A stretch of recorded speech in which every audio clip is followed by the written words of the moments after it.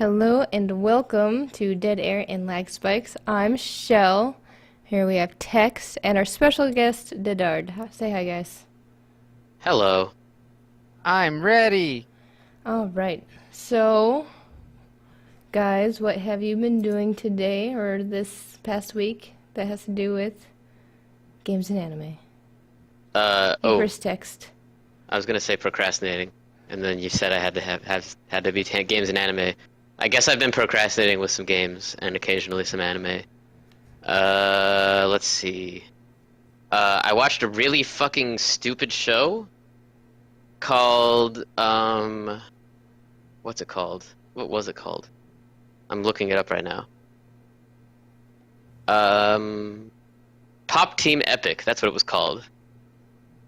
Yeah, Joey and Ryan told me to watch it, and it's not that I regret watching it, but it's not. It's barely a show, honestly. It's like, you know those ASDF movies on YouTube? No. What the hell is an ASDF movie?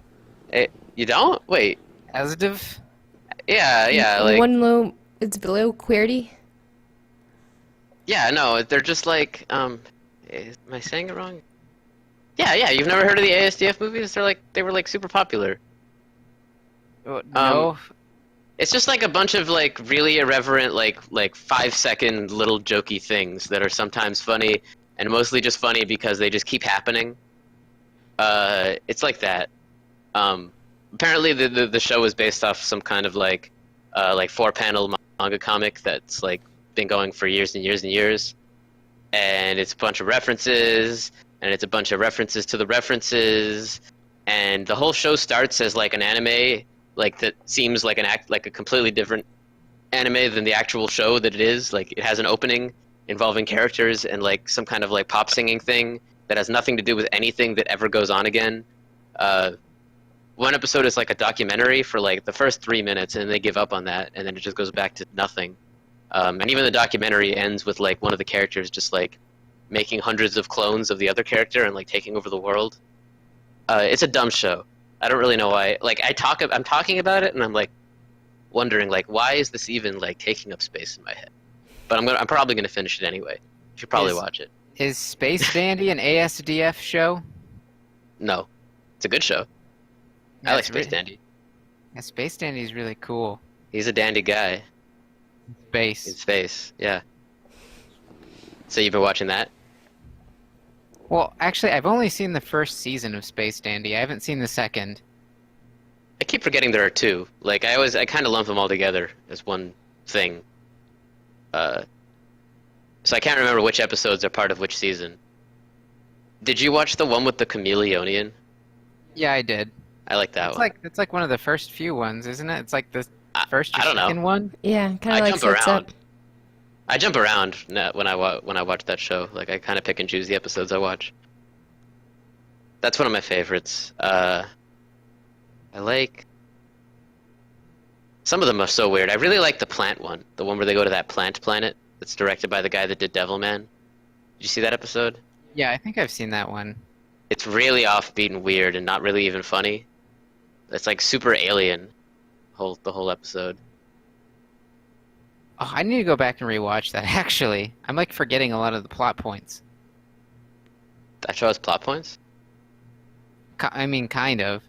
Yeah, I mean, no, there are. I'm joking, but like you know, they do address their own lack of a continuity at one point, but even in a way that's like not like they're trying to explain it, more like they're just acknowledging it. And it all comes down to their teleporter.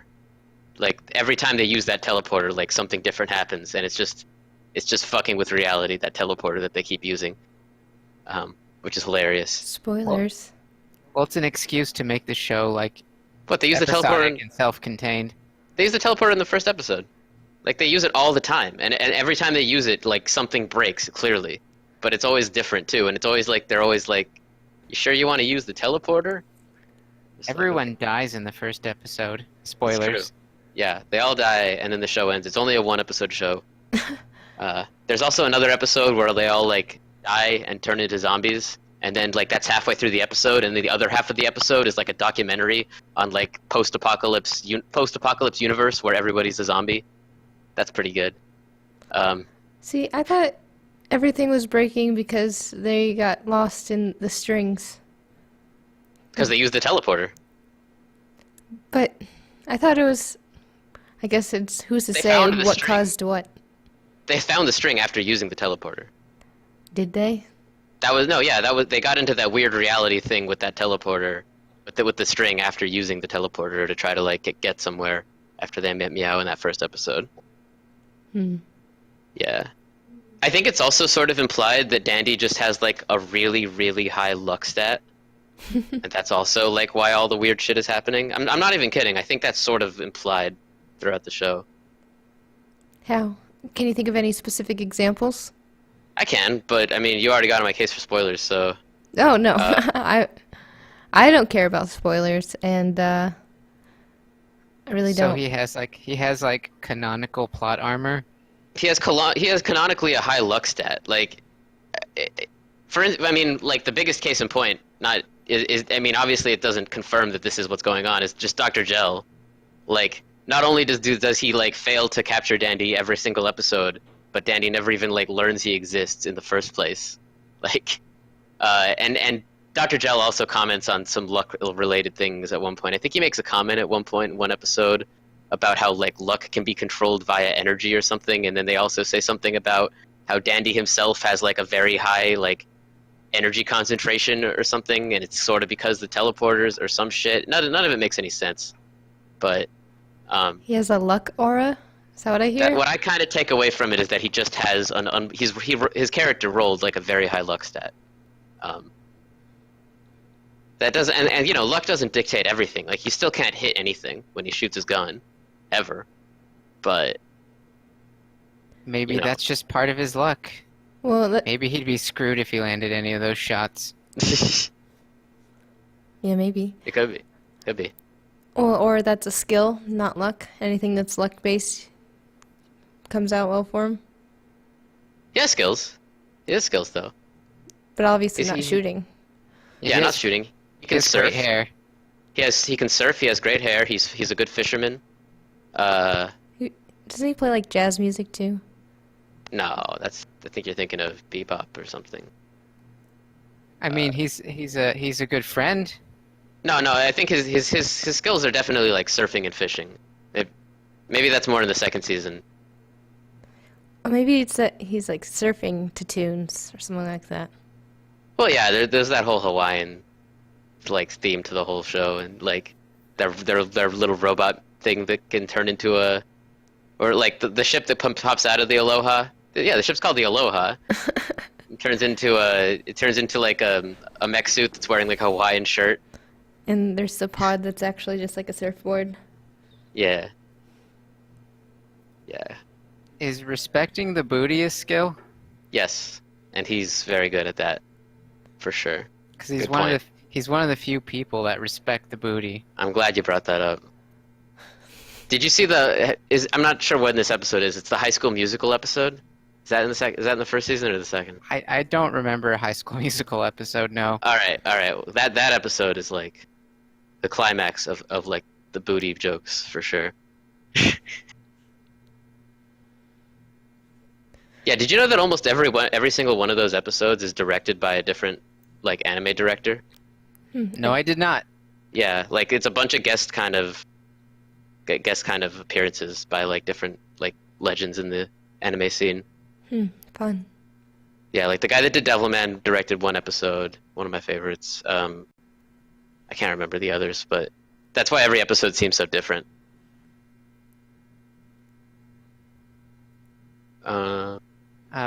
So, not to switch gears here, But and I think you already talked about this, probably. But can I rant about Naruto for a little bit? I would love to hear you rant about Naruto a little bit. Okay, so the thing about Naruto, have you seen Naruto? Yes. I've watched a whole bunch of YouTube videos about Naruto What? and why it is good or bad. But you haven't actually seen it, or like Kai? Nope.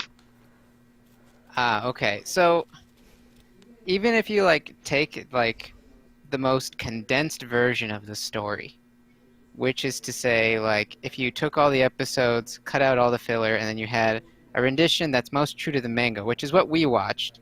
Like, the first part of it is pretty good. Like, there's some really and I guess the best thing I could say about the first part of Naruto is that it's really, really consistent in its theme. And the theme really is like talent versus effort. And they really, really do a good job of like exploring both of those themes with a big cast of characters and seeing like how each individual ninja utilizes either talent or effort to their advantage, and ultimately trying to decide which one of those things is most important. And like one of my favorite characters' name is Rock Lee, and he's a guy who's completely inept at using ninjutsu, which is basically just fucking magic. Like it's ninja magic. They're basically wizards. Mm-hmm. And he's completely inept. Like he can't use any of this stuff. So he decides, okay, instead I'm going to do taijutsu, which is basically martial arts. So I'm going to condition my body, and through just tremendous effort, I'm going to become a splendid ninja. And his master even says that he's not a genius of ninjutsu, but he's a genius of effort. Those are his exact words. Genius of effort.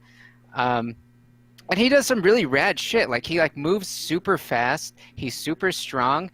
He can like unlock gates in his body to like unleash chakra in his body to make himself move even faster.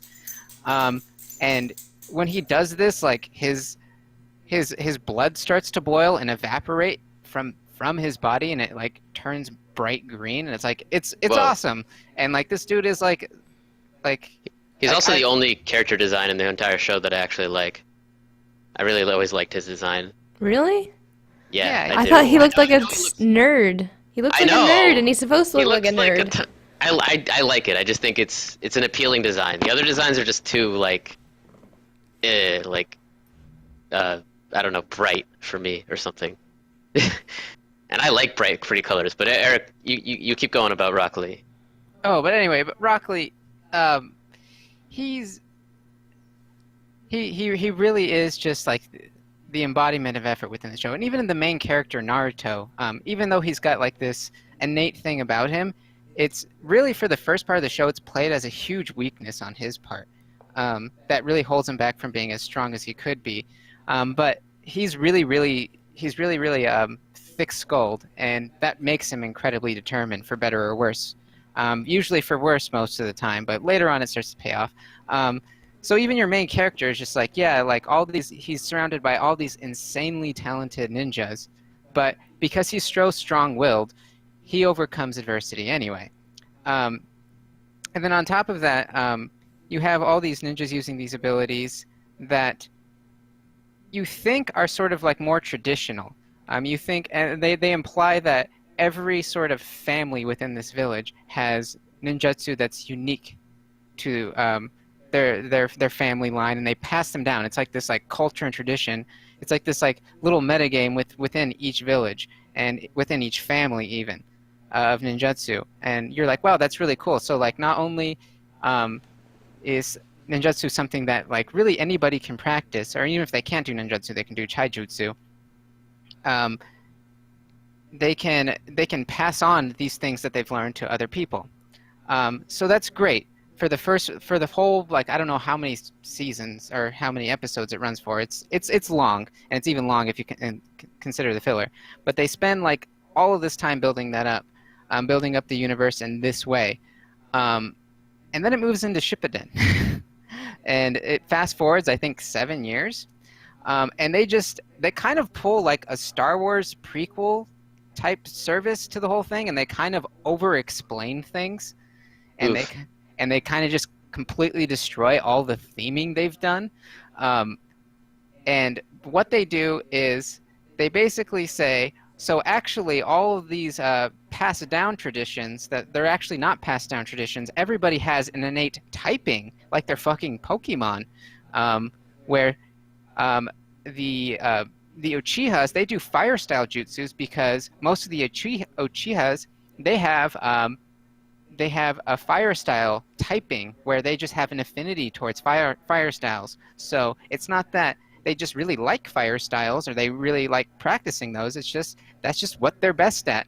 And also Naruto, by the way, you're actually incredibly strong-willed because you're the son of the fucking Hokage. Spoilers if you've never seen that show. But yeah, you're actually you are destined for greatness because you're the son of one of the greatest ninjas who ever lived. And also you have your typing is wind. Your typing is wind. You're a wind type Pokemon. That's why you were able to do the Rasengan because not because you're really determined, but because it was bound to happen eventually. And So, actually, no, continue. I'm forming an idea here, but keep going. and they do this with everybody. They like it's But almost like sorry. I need to stop you right there 1 sec. okay, sure. So part of the thing with the Rasengan is like, so spoilers. You stopped watching before you got to know this, but it's the same technique as the Bijou Bomb, which is like a special form that only the Bijou can do. Which Naruto is a Bijou. He has the 9 tails in him or whatever. Too many fucking words. It's okay though. I don't care. So there's this ultra special technique that only like. Got it. Bee attack. You shoot a beehive. Got it. Keep going. And so, like. Bee bomb. Bee bomb. The whole technique was invented for him, basically. Yeah. So he didn't have to. He didn't. All the trying was pointless because he just had it or something, right? Well. Like. The talent came naturally. But that's the thing. Like you said, it was all about like talent versus effort, right? So I mean, I guess in Shippuden, what you're telling me is that they kind of just turned around and said, you know what? Like effort doesn't fucking matter at all. It's all about natural talent. But what I'm saying, it was the effort of his father in that specific example, because his father studied the Bijou and their techniques and such that he could. So you're arguing that the effort is something that can like echo down and like pay off to other generations, Yes. right? And the talent and effort and like the distinction between them might not actually be so, be so clear in the first place, right? Because some of that natural talent might come from other people's past effort. Yes. Okay. Eric, your retort? My retort to that is it's still like if it's passed down by somebody, I mean, whether it's through genetics or through just giving you such a strong upbringing, you're destined for greatness. I agree that can be the case, but in terms of just telling like a tight story where you're going to heavily imply those themes, I don't see why in your next act you would take such great lengths to remove those. So this is an issue I just have with anime in general. I feel they over-explain a lot of things, and it'll like suddenly cut to like a little clip art, seemingly graph sometimes, explaining exactly what they're talking about. And Naruto's a really bad offender of that. All I'll say to that is that I think you'll really like Gurren Lagann, if that's the case. I think that might change your mind about that being a problem with anime in general. But yeah, I hear what you're saying. The best show that I've ever seen for doing that kind of thing is definitely Hunter x Hunter. Hunter x Hunter, to me, is kind of the reason I haven't watched Naruto, because whenever Eric talks about this stuff, like the magic system and stuff like this, I just realized that there is a show that not only did it and didn't piss anybody off, but did it and like made it really cool and made it like really sync with the like effort aspect of things. Like the magic system in Hunter x Hunter is like there's like classes, just like there are, from the sound of it, in Naruto, but like the classes are a lot more. It's a lot like you have wind magic. It's more like your affinity is more, your personality is more like towards just punching things, whereas this guy might, he might have a tendency towards just like manipulating objects around them or something like that. It's always really abstract, and then it's up to them to like use the things that they're to kind of like pick out how they want to use that stuff. Does that make any sense? Like, I don't want to spoil it because I think that you guys should watch it at some point because it's really satisfying to watch the two characters like get skills and learn and stuff as they go. Because like the way they I don't know the way they like create their powers for themselves, and they do kind of like pick out what they want to do as far as like what their magic powers are, is really satisfying. So I think you can do a class system well, but it doesn't sound like Naruto really succeeded that much, from what you're saying. Like when you betray your theming just to like introduce this kind of system, that doesn't sound. That sounds like. Is it the same author? I think so. I guess what I'd boil it down to is it's not that Shippuden is bad. Like there's some cool stuff that happens. The pain arc is particularly just a really fun arc. You say the pain arc? Yeah. Yeah, he's a villain. The bad guy's name is Pain. Oh, okay. There's That's edgy. there's some like there's a few arcs that are cool, but like I just had to stop watching during the Ninja War because like ultimately what my problem boils down to, a lot of it just feels like fan service. It feels like they wanted to just make cooler and better fights that were even bigger and better than what happened in the original series. Like they kind of wanted to pull like a Dragon Ball Z, but like what Dragon Ball Z had on its side was like they really upped the scale and ridiculousness to like where you were like, all right, I'm still watching. This is stupid, but holy shit, they're blowing up planets. Yeah, I hear you. So, and you don't even think they got to that point Yes, they did. in Yes. Naruto? Yeah, you stopped watching too soon. I didn't. I never watched it. You're talking to Eric. And Madara Uchiha is like one of the top 10 anime villains for sure. 10 anime. So here, let me give you an example of Dragon Ball Z. Dragon Ball Z, like from the very beginning, like the very first arc in Dragon Ball Z, to really show you like how different it was going to be from Dragon Ball, like somebody arrives from, I mean, you saw Dragon Ball Z. What am I talking about? I don't know why I'm explaining it to you. Everyone's seen Dragon Ball Z. Yeah, everyone's you seen can Dragon still Ball Z. explain it. You can But still yeah, but yeah, Raditz comes to Earth, and he's like, hey, guess what? All this crazy shit's happening, and I'm gonna fucking destroy this entire planet. Like, from like square one, like the ante is just like upped, like crazy. Like you see these people who are just like incredibly strong. I would argue, and I would only argue this after seeing Hunter x Hunter, that you can up the ante in that way without, like, making everything retarded. Can you? You can. If you want to see it done correctly, go watch Hunter x Hunter. When you get about 70 episodes into that show, there's no part where Hunter x Hunter becomes Hunter x Hunter Z. Like, they never changed the title. But about 70 episodes in, this arc starts that's half the show, called the Chimera Ant arc, that is basically like the Dragon Ball Z part of the show. And it's executed so much better than I've ever seen it executed before that I have to like question what we're saying right now a little bit. I think you can do this without like having Super Saiyan 2, Super Saiyan 3, like dumb energy level shit. Like you can not have that stuff. It's possible. It's hard, but it's possible. Also, I always hated that. It's like how like they level up, sort of like you become a Super Saiyan, and then they literally just put a 2 at the end. Like, Yeah, are you no. serious? I hate how structured the ranking system is in so Yeah. many animes. I mean, I can only think of Dragon Ball Z as doing that. What other animes do that? Well, like One Punch I- Man did that. Yeah, But they did that as like a joke, sort of. That was Because it's like such a trope. I think there's something about just like Japanese culture that I don't understand, because that seems to like permeate other like parts of Japanese culture. Like it exists in like a lot of different Japanese styled card games. Like, yeah, Sarah was talking about this I think last week actually. And I was kind of feeling like I still don't quite understand what she was getting at, but so yeah, why don't you explain this again actually, now that I'm thinking about it. well, I was thinking about this the other day. Are you talking to me or Shell? I'm talking to you, You. Eric. Yeah. Oh, okay. Sorry, Dedard. I don't know what Yeah. names to call you guys.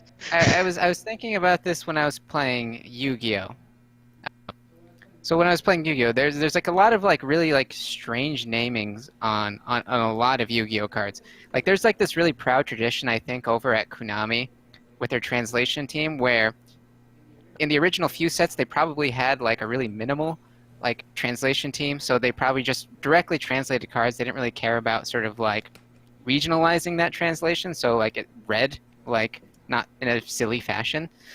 So you'll have cards that are just called like the snake hair, and it's like a Medusa. Like Hmm. the card is literally called the snake hair, and there'll be something called like Radiant Buster number 57 or Radiant Buster S tier or something like that.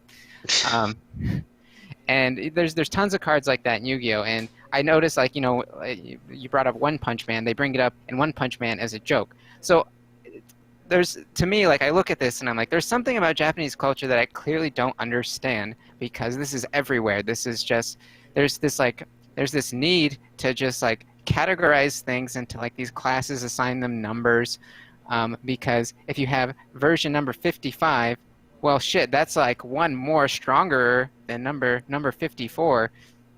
So Hmm. I don't know. So you can see exactly like I So, still think to that I still say like I think that your sample size is too small right now. I don't think that that is everywhere the way you think it is.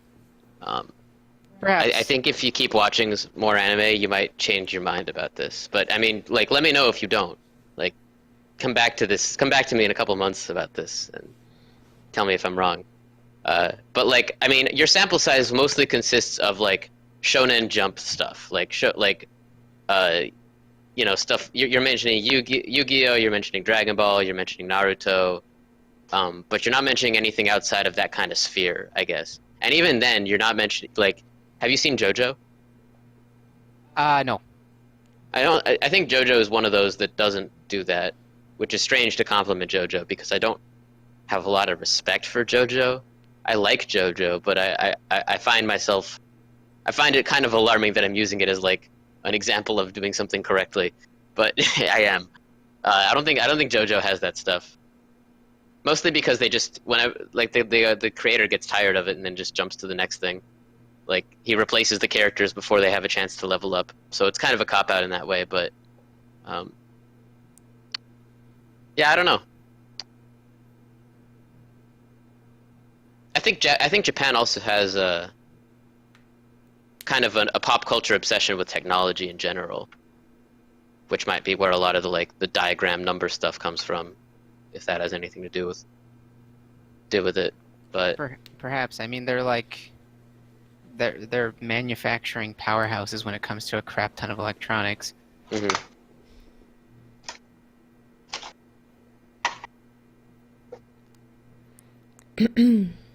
So What do you anyway, think, Shell? do you know what's kind of like Naruto but better? Full What? Full Metal Alchemist.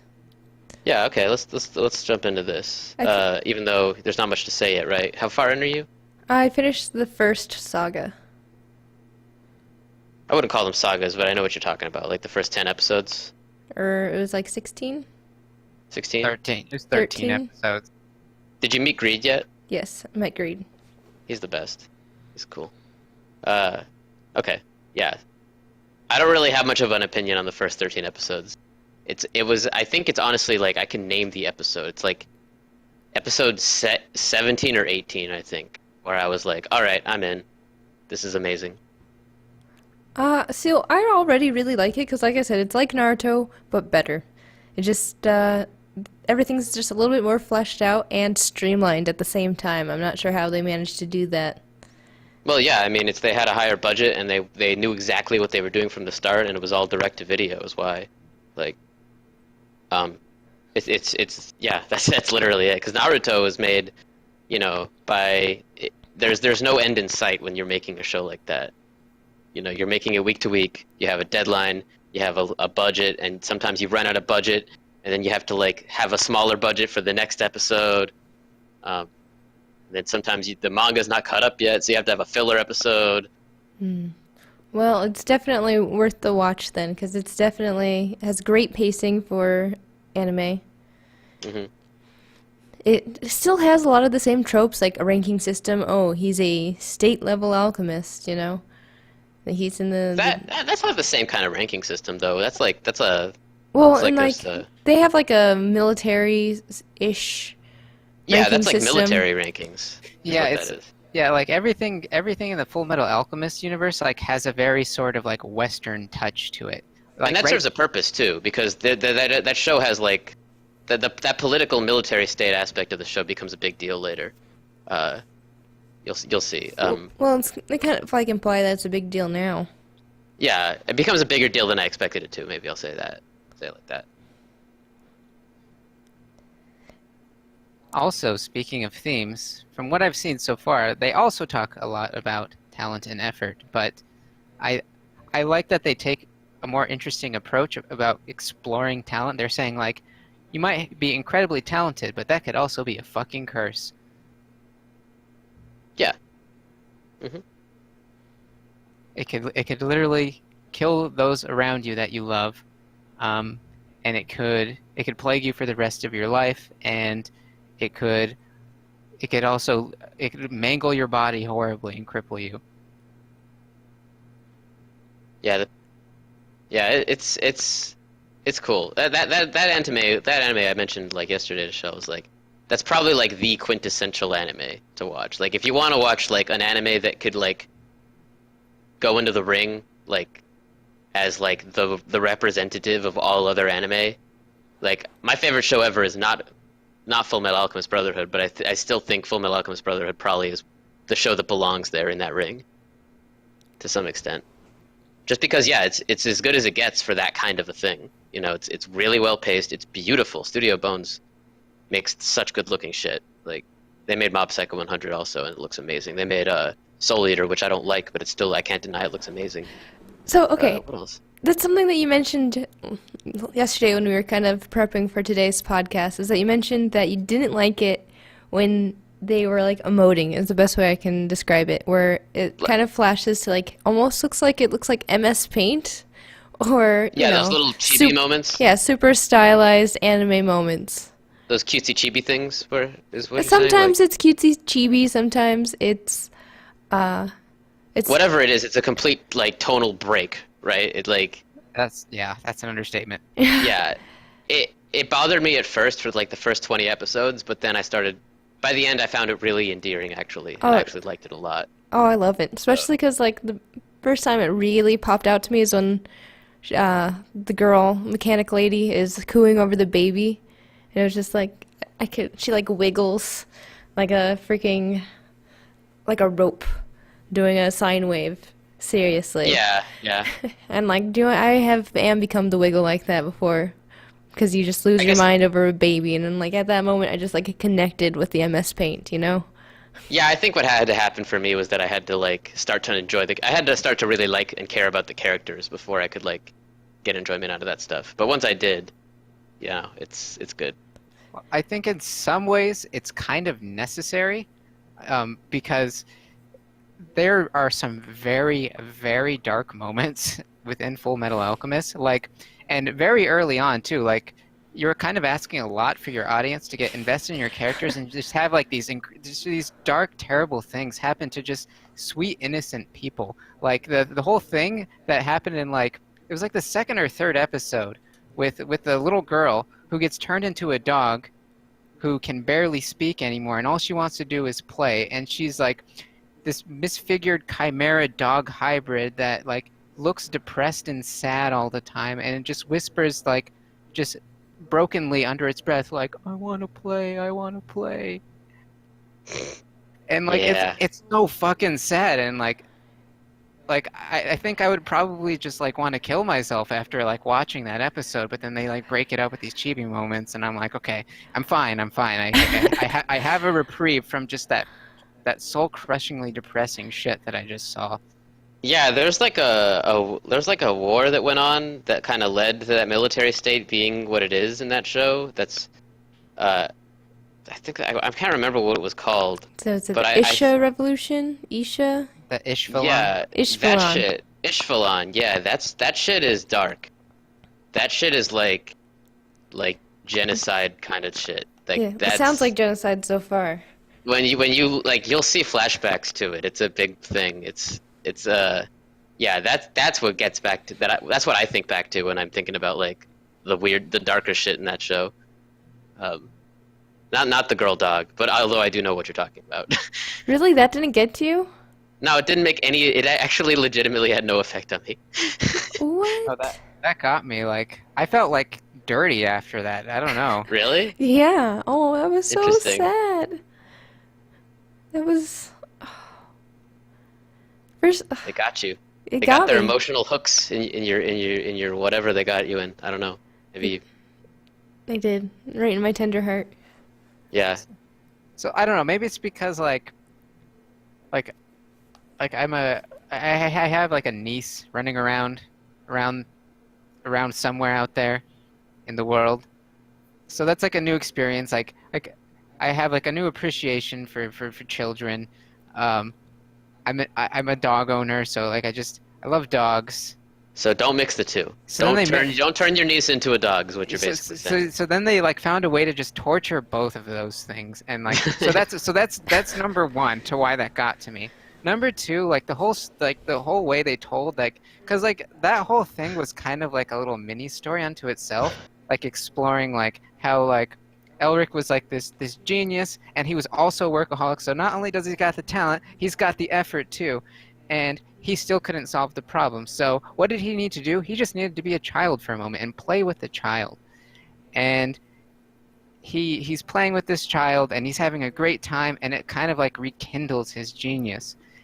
And then it's all just taken from him, and it's just sort of like it's like, oh, you can have fun for a second, but reality's just gonna fucking come back and crush you anyway. And that's a horribly depressing message. Hmm. I guess for me, it's It, also it, it, the betrayal. Like, how could a father do that to his own daughter? For what? Yeah. For money? And it's not gonna last forever, obviously, because it didn't work the first time. He's only buying himself another couple years with And her life. before that he did it to his wife. And Alex just, or I mean, Tex is just like, nah, not even phased. maybe I should watch. I've honestly been thinking about watching it again for years. I kind of want to. I kind of want to watch it with somebody though who hasn't seen it before. I haven't. Well, And to be honest, like I want to watch it, but I also want to watch it and like then fast forward in time to like episode 16 or 17, and that's why I haven't watched it again yet.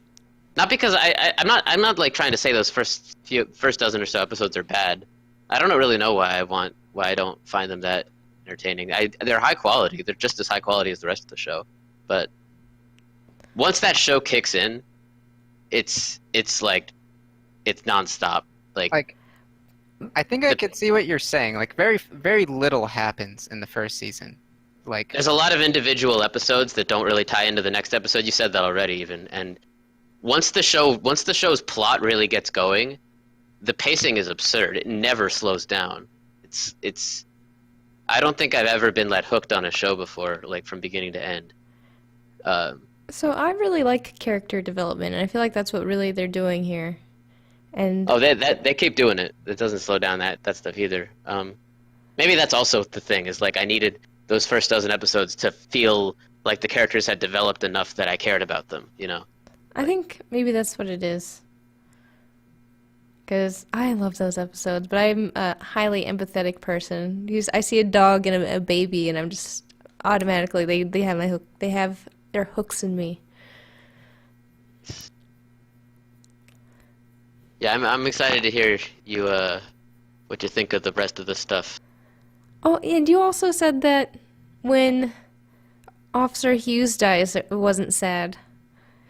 Yeah. It was raining so hard in my room when that Was it? happened. Because that's a perfect case in point for me. I guess is that like I was just like who, Hughes? Who gives a shit?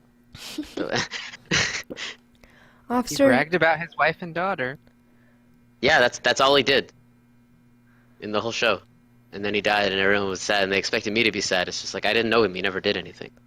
He just showed up and talked. But I mean, again, the reason for that is because that chunk of the show had already been adapted in the original show. So they assumed that their viewers, who were people that were going to be buying the DVDs they were making, because again it was straight to video, they were expecting that people would already be emotionally invested in Hughes, and that they'd be able to skip over that stuff because people had seen it already, you know. In fact, a lot of people say that the perfect way to watch Full Metal Alchemist is to watch the first like 20 or so episodes from the original show, and then the rest of them from like Brotherhood. Which is, I don't think anyone ever actually does that, but some people say you should do that. That's crazy talk. I think Hughes was properly said, and I feel like those two moments kind of like help build up, you know, the situation that they're in. Like, because Hughes dies, you realize that, like, you know, anybody can be at risk, you know? It's Hughes. Yeah, He's I on guess. the inside. All I know is Mustang and Greed and Alphonse. Alphonse is the robot, right? I know he's not a fucking robot. Just Alphonse? I don't know who that Arms. is yet, I don't think. Okay, so the Elric brothers. Oh, Al. What? Yeah, Yeah. Alphonse. Is that his full name? He's, I Yeah, his guess. full name's Alphonse. Okay, Al yeah, and Alphonse, Ed. Greed, and Mustang. Those characters would make it rain if anything happened to them.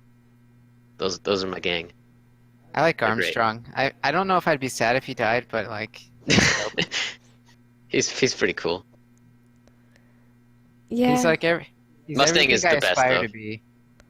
Who? Mustang? Yeah, who's Roy Mustang? Mustang? Oh, you'll know. You won't even be able to joke about that pretty soon. I see. We won't be able to deny his girth. You won't. It's true. Yeah, you really don't know who Mustang is in the show? They showed him for a little bit, like he's like one of the higher ups. No, he's in every episode, dude. If you saw his picture, you would know him. Here, let me post it. Well, they call him a Flame Mustang. I remember that. Yeah, yeah. And they never got to really like show his talents or abilities because No, it they was don't. raining. Yeah. No, they haven't. Like, that's, yeah. That guy? Yeah, that guy. He's the best. I really, man, I that's don't care about him right now. Oh, you That's- will. That's a super anime pose. Dude, that's the thing. Like, though, is again, Full Metal Alchemist Brotherhood looks like the like quintessential anime. Like, everything in there is so anime, but also really good. Well, it's not. I wouldn't say it's like overly anime. Like it's not like at least aesthetically, it doesn't have like that like super Japanesey like bright and colorful aesthetic. Like the aesthetic like reminds me a lot of Attack on Titan, where it kind of feels like No. What the fuck? No. Attack on Titan is like all the shades of like a specific color. I'm not talking about the color palette. I'm talking about like the design of like the world and like the wardrobe. It's Like, like a it- steampunk Europe. Yeah, it's Okay, like, yeah, I it's- guess. it's kind of like it feels like a Japanese love letter to like a Western aesthetic where they're wearing very Western looking uniforms. They're in fucking Western styled castles. I guess. I never really thought about that. It always just kind of struck me as like Fantasyland, but I can see that. I can see that. The guys in a suit of armor is definitely more of a Western style armor. Plate. Yeah, plate mail. And I know. God, I hate myself for making this fucking comparison, but like Dark Souls has that same style too. Leave. Get out. Like you know. Did you know just how say that? Did you I know- just I know. say that Full Metal Alchemist is the Dark Souls of anime? Dude, No, did no, you no, hear no, me? I He was- said it. like you know how they have that game like it's like 4 degrees of Kevin Bacon, or how many degrees of Kevin Bacon? It's like how many degrees of Dark Souls are we? Yeah, it's true. I mean, I think the joke though is that everything is 1 degree from Dark Souls at this point. There are no degrees anymore. Everything just is Dark Souls. Pretty much. Everything is the Dark Souls of everything. Someone told me and he's a pretty reliable source. He told me that Dark Souls was the Dark Souls of Dark Souls. I was about to say that out loud, actually. Literally that. I was thinking that in my head. It's kind of. I feel like we're getting close to this like state where we can. You know, there's that sentence like buffalo, buffalo, buffalo, buffalo, buffalo, buffalo, buffalo, buffalo, and it's like a grammatically correct sentence that means something apparently. Yes, I know Yeah. exactly. I feel like we're gonna reach that point with Dark Souls here pretty soon, where you could just keep saying Dark Souls and like actually have a conversation. Dark Souls is the Dark Souls of the Dark Souls in the Dark Souls. It's just like in Dark. I was playing Dark Souls the other day, and it was just like Dark Souls when they did this thing that was like Dark Souls. Oh God. What they need to add to Dark Souls in the next iteration, they need to add a collectible monster mechanic. So you've related Dark Souls to Pokemon, so Yeah, then you can play Pokemon and say that it's like Dark Souls after that, right? well, then you have like the two like among the two most popular things that like have ever existed for video games. So it's inescapable. Now everything is 0 degrees from Dark Souls. We've reached 0 minutes to fucking midnight. It's Armageddon. It is the end times. The apocalypse will be happening. I'll be like, this is like Dark Souls, man. It's like a dying world, you know? The apocalypse is the Dark Souls of time. The Dark Souls of civilization is the apocalypse. That school shooting is like the Dark Souls of school shootings. I'm sorry. I shouldn't have said that. God damn. Too far. Too soon. Too soon. Too soon. God damn it! I'm laughing. I'm not actually laughing. I'm crying. I'm literally crying. Thoughts and God. prayers. Hashtag thoughts and prayers. It makes that okay. Anyway, Anyway, Full Metal Alchemist. It's the Dark Souls Pretty good of show. anime. I think maybe we should cap it there and bring it back up next time, or maybe the time after when you guys are further in. We could talk about stuff that happens. Okay, sounds Yeah, good. We'll recap it after the end of. Depends on how much I watch between now and then. It's probably going to be a lot. Well, I Yeah, I have imagine a we'll be able feeling. to finish at least one more saga. I think I finished that whole show in about a week, and I was savoring it. I was trying to space it out because I didn't want to like. Yeah, I forced myself to quit multiple times when I was watching it. Yeah, so. Yeah, that show's in my upper echelon, for sure. It's Where up does- there. Say what? Where does Binding of Isaac fit in this? I'm seeing Binding of Isaac in anime. Oh yeah. Well, we talked about what we were going to mention, and I haven't really been doing much lately besides Binding of Isaac. And it's something I haven't really talked about because I mean I started playing it around Christmas. You didn't around, answer like, the beginning of Christmas question. break. What is the What? Binding of Isaac?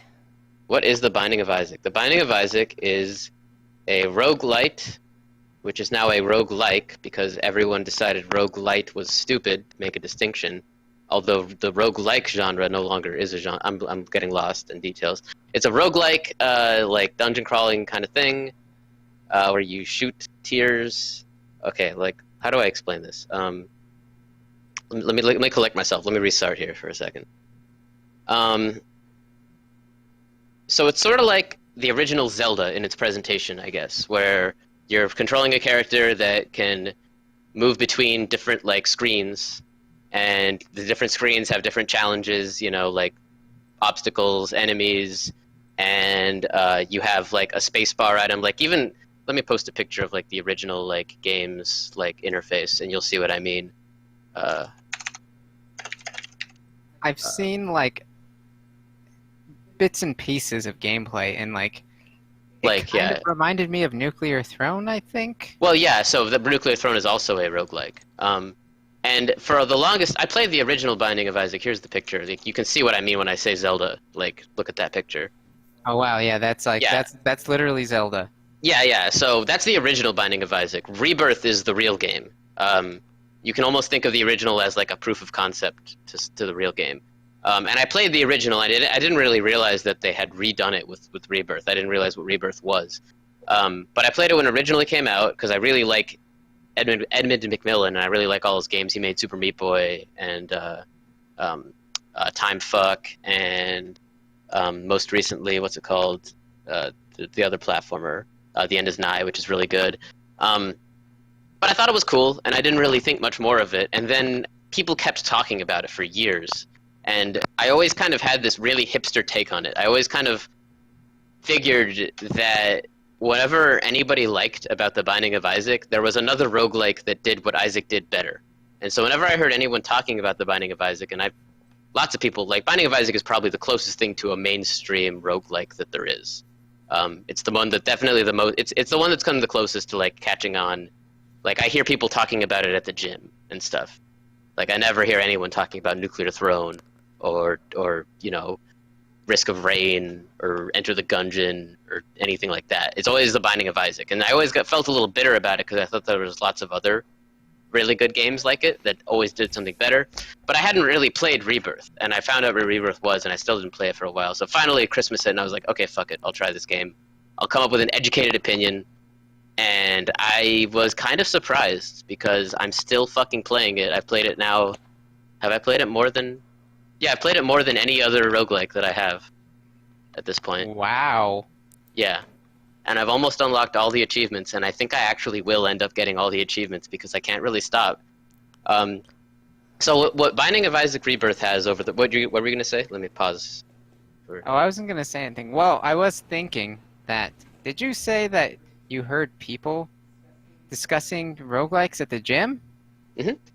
You made it sound so common. I mean, I would go to the gym, and the conversations were very different in the weight room.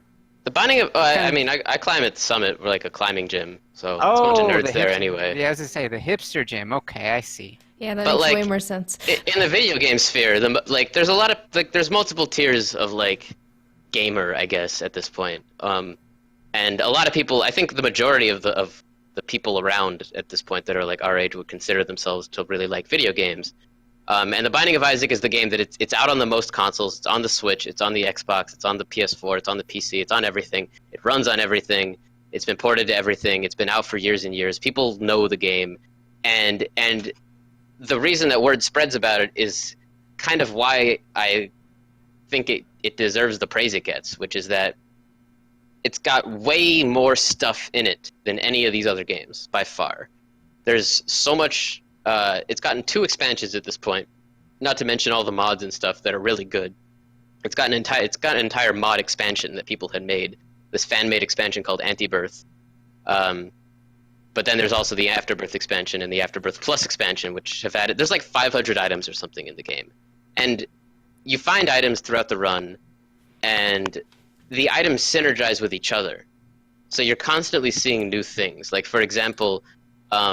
just as a basic example, there's a really powerful item in the game called Brimstone, which replaces the regular projectiles that you fire by holding down the buttons with this beam that you charge. By holding down the button now, you're not, like, firing tears anymore. By the way, you're like, crying the whole game and fire tears. I'll get into the story later. But you instead of firing tears when you hold down the button, you charge up a laser, and then you let go of the button, and it fires the laser.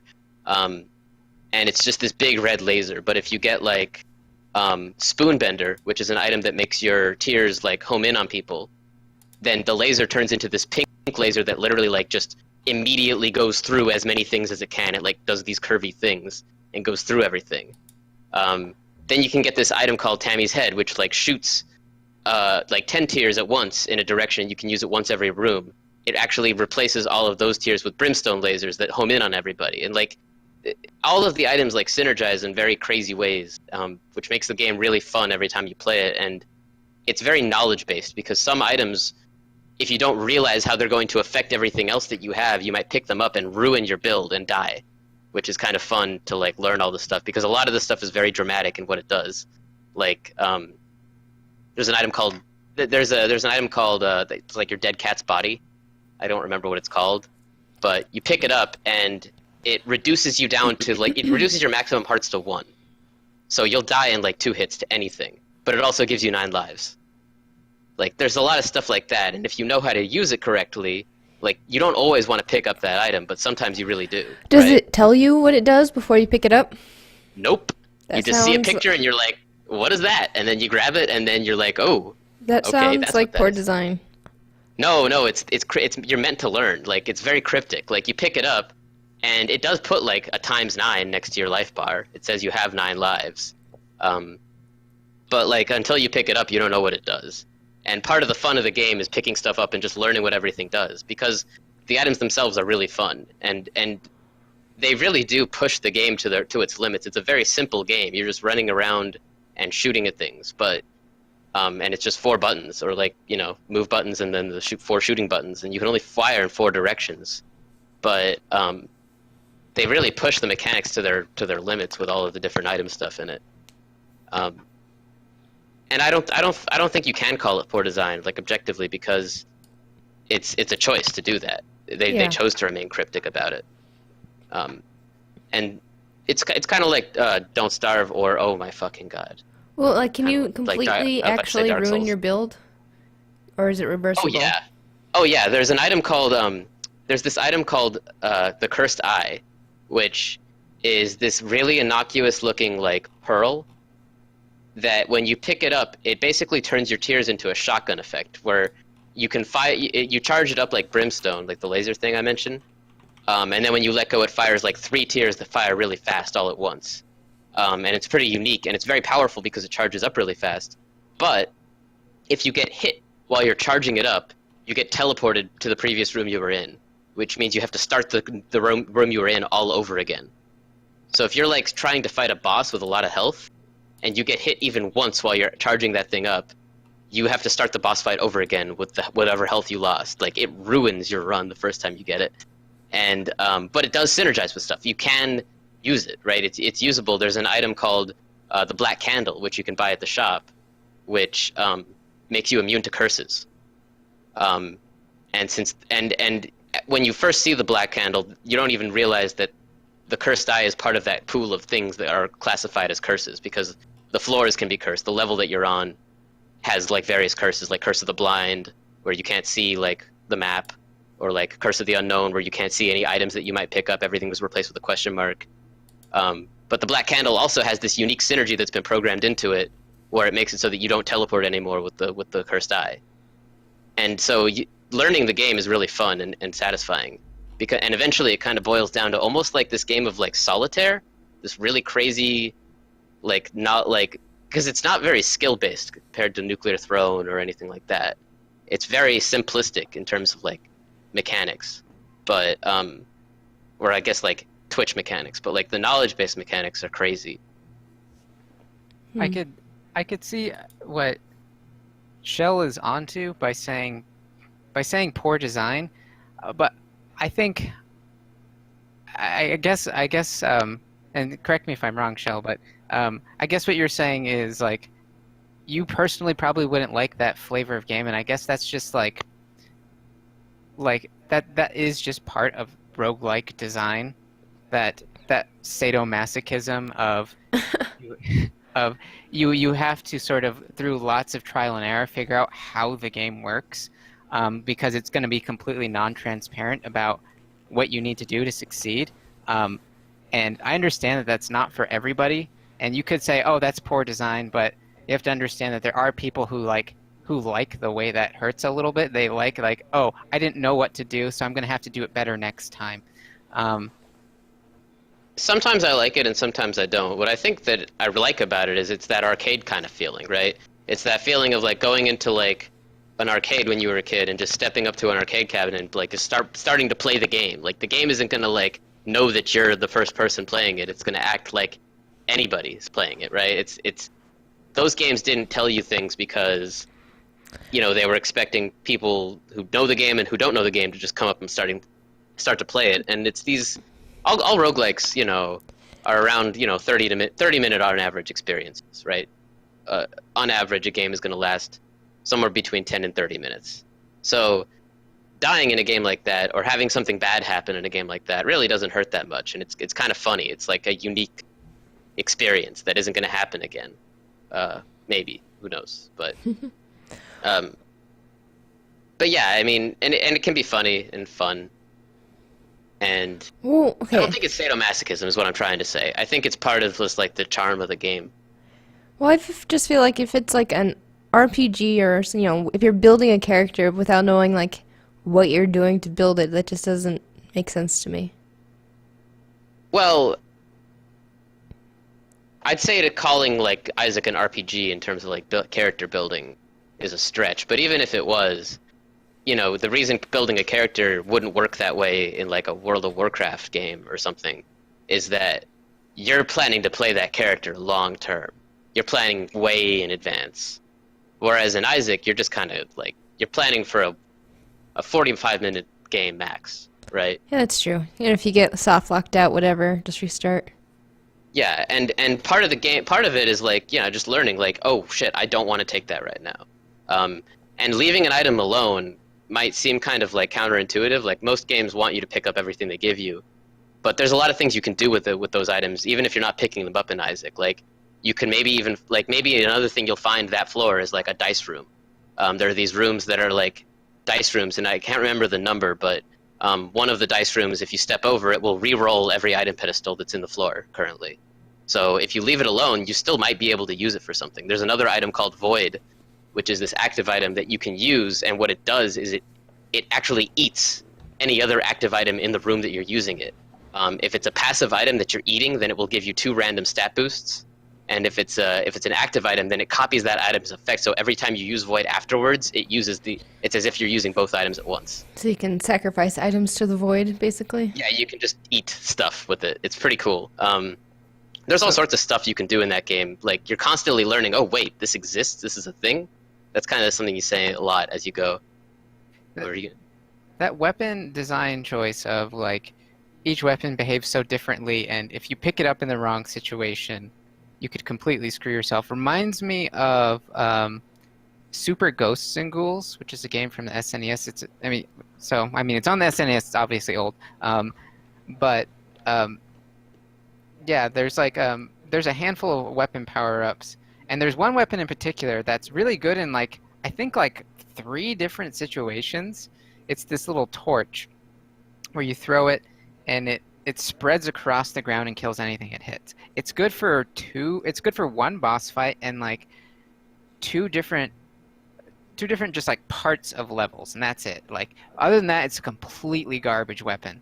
Yeah, I love that shit. I love that there are little things in the games like that. And yeah, a lot of times when it drops, you have to you play this it becomes this added obstacle in the level to where you're trying to platform over enemies and enemy projectiles and the stupid fucking power up that you don't want. Because the second you pick it up, your run is over. You might as well just die and restart and try to get a different power up. Yeah. Yeah, there's an item in Isaac called Plan C, which is this pill that you can take. It's a one-time use. It does 9,999,999 damage to everything in the room, and then it kills you 3 seconds later. And yeah, so I mean, there's an item like that. It's only worth anything if you have a way to revive afterwards. So for example, if you got that dead cat thing, it gives you 9 lives but no health. You can use it to beat the hardest boss in the game in 1 hit and survive it. But otherwise, it's why is this item here? Why is this here? I like stuff like that. And yeah, I mean, another aspect of this that makes me feel kind of strange is a lot of games do this kind of cryptic thing now, but they also kind of know that you're just going to look it up on the internet. That's how I feel. You're just going to go to the wiki. I feel like if you have to have a wiki open while you're playing a game, it's just poor design. Well, here's the thing. I have 2 things to say to that, and I'm not necessarily disagreeing with you either. One is that, some people, to varying degrees, enjoy learning it themselves, right? And those people won't open the wikis. Yeah, that's true. Or won't open the wikis as much, right? Those people exist, yes. I knew from the start that I was not one of those people. I mostly just like learning what the stuff does. But there's a mod that gives you better item descriptions that I installed for a while I was learning the game, right? Yeah. Which again, that's not part of the game. I downloaded that. You could say that's there as a crutch, but it's not really. It's just me choosing to play the game differently. I don't feel like I can treat that as poor design. It's just design not directed at me. And if I can mod the game and change it in or use a wiki, make it into something that appeals to me more, that's great. That's awesome that's a thing. I like the Not every mod game because it's like, within the game, but I hate having to go back and forth between tabs. It's annoying. I kind of agree Sorry, with you. console plebs. Yeah, I always feel strangely like stranded when I'm playing like downstairs at a console versus my computer with two screens. It's like kind of a strange thing how dependent I've gotten on the power of alt tabbing. Yeah. Even my It's like- console is hooked up to my computer. Just all computer all the time. Yeah. Hmm. So yeah, I mean that's some of Isaac. There's so much to this game. It's definitely the biggest of any of these games that I've played. Just not only in terms of like how many items and like unique mechanics there are in the game, just but also in like number of bosses, amount of content in general. So, It's a pretty big game. And would it's you all recommend like the first procedurally one, generated, or right? The original? No. you wouldn't recommend the recommend. original at all? You have to get Rebirth. Just get Rebirth, ignore the original. I think that a large portion of the people that play this game don't even know that the original exists. They have Rebirth for the Switch. Yeah, Rebirth is on the Switch, actually. It would be a great game on the Switch. Why? Actually, no, it wouldn't. It's a cool game to have on the go, but I think that you're losing something without having mods. The mods add a lot to the game. Like, I actually have, like, 3 or 4 mod packs installed right now that have added, like, 90 items to the game that I can use that are all really fun. So, you can't do that on the Switch. You also can't play the really, really impressive fan-made expansion called Antibirth, which unfortunately isn't compatible with the actual real expansion Afterbirth right now. But you can uninstall the DLC and install the fan DLC and play that instead. And I think in a lot of ways the fan DLC is way better. So, okay, speaking of Afterbirth, Uh-huh. you streamed Binding of Isaac for me a little bit, and you were in the womb, and you told me that you were going to explain that later. Please do. Oh yeah, okay. So the story is very very up to interpretation to some extent, but I think I do have an interpretation that's correct. In fact, actually, now that I think, there's a guy on Reddit that actually gave his interpretation that the creator of the game, Edmund himself, like got on Reddit and responded to that theory and was like, "Wow, you explained that really well." Basically, what's going on? If you watch the intro is basically Isaac is a kid and he lives on a house in a hill with his mom, and his mom is like super devout Christian and watches all sorts of Christian TV, and the mom thinks that she hears like from the voice of God saying that like Isaac is corrupt and you need to like take anything from his life that's like, you need to cleanse him of his sin, and she takes all his toys away and she locks him in his room. And then eventually things escalate, and God says, "Oh yeah, I demand a sacrifice. Go kill Isaac for me. Go kill your son to prove you believe in me." And so she bursts into Isaac's room with a knife, and Isaac finds a shortcut to his basement and runs into his basement. And from then on, you're kind of playing what essentially amounts to like a metaphor to some extent. Like, he's in his basement in real life, but like obviously he's not fighting like, dead aborted fetuses and like poop monsters and stuff. It's kind of like a nightmarish like Isaac kind of coping with the fact that his mom is trying to kill him, and also the fact that his mom thinks he's like corrupted by sin. So there's a lot of like religious theming to it. Eventually the final boss the first time you played the game is mom, and it's like her foot and stuff. But the second time you play the game and you kill mom, the final boss. And by the way, you fighting mom, it's not like you're fighting the mom. You're fighting like this horrific foot that like stomps down on you, like these crazy like disgusting body parts that like show up and like spawn enemies and stuff. It like I said, the whole thing is like very symbolic, exactly, right? And so, speaking of symbolism, when you kill mom the second time, this red vagina hole opens and you climb into this second level called the womb, which is where you eventually will fight mom's heart.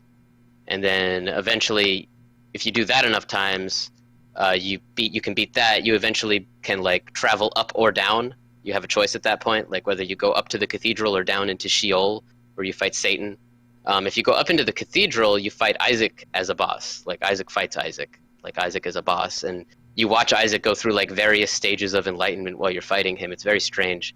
But then when you beat Isaac, you climb into a chest, and this is where the story gets interesting, actually. My theory, the way that I interpret the events of the game, is that everything I just said, when you beat Mom, there's an ending where where basically the Bible falls on her head when she's about to kill Isaac, and she gets knocked out. And I think that that's the end of the first game, the original game that I told you not to play. Mm-hmm. I think what's going on in Rebirth is what happens after that, and some of this is in the original game, and some of this is, I think it's more continued in Rebirth. I think this is kind of mostly what you're seeing when you're playing the game, is that after that, after Isaac's mom got knocked out by the Bible falling on her head, she kind of, like, the whole family fell apart. And the dad just couldn't handle how crazy she was. Isaac went a little crazy himself, started having like some PTSD things.